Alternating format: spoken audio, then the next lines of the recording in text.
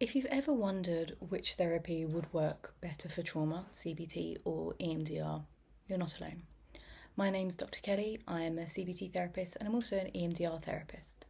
So I wanted to explain about both of these approaches to working with trauma, that they often come up in conversation together, but they are quite different in how they actually work. So today I'm going to break them down, hopefully clearly and simply, to help you understand which might be the right for you or indeed your clients. So if we think about CBT, so Cognitive Behavioural Therapy, it's arguably one of the most researched forms of therapy. And it's based on the idea that our thoughts, feelings, behaviours and physical sensations are interconnected.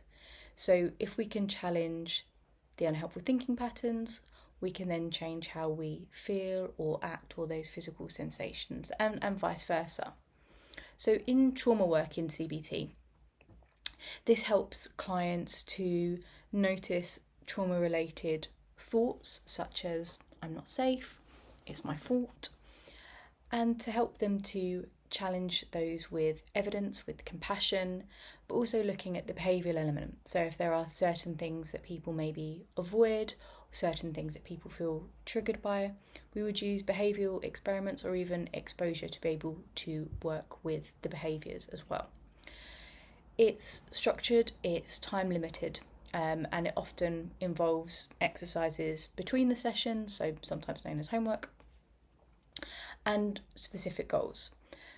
But it is also used for reliving. So this is when you look at the trauma incident or incidents and you systematically go through and you relive the experience within the session, whether this is done out loud or written, in order to help process the trauma. I've got a lot of other videos about how trauma is stored in the brain, so that might be helpful if you're not familiar. But with CBT, it is particularly helpful if the trauma shows up with kind of connected to anxiety, with shame, or with depressive thoughts or low mood. So then we think about EMDR.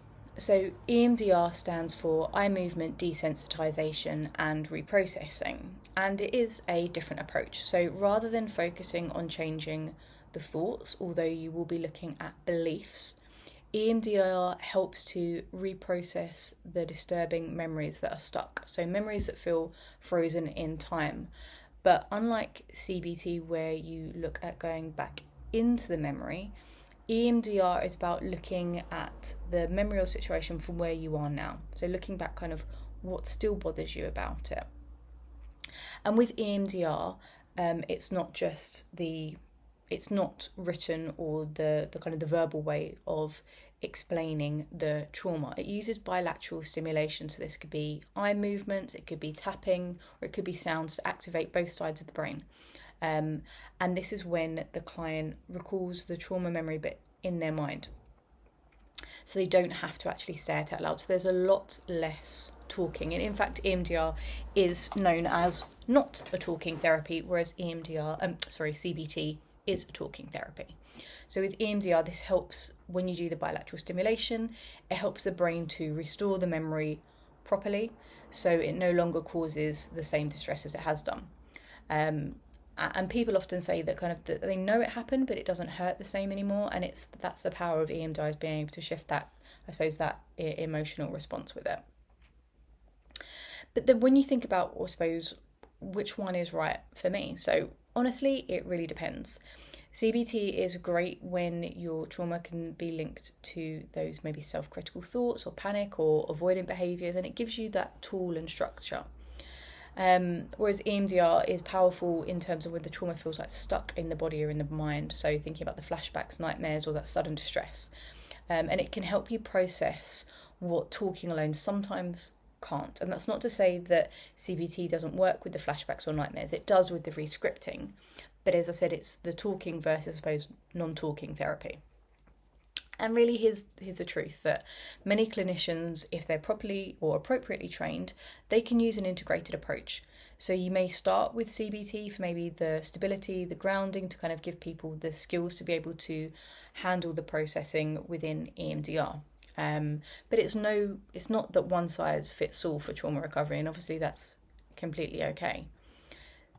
So hopefully that's given you an insight, and obviously there are other options as well, and that it's about picking what is right for you. So if you are thinking about engaging in therapy, just start and just try and talk to a therapist, get a consultation, explore. And therapy is a journey, it's not a test, but it's a way that you can actually move beyond what you've experienced. So if this has helped to clarify anything with you, please give it a like or share, and ask me any questions in the comments, and hit subscribe if you want some real talk videos on therapy and psychology. Thank you so much, and take care.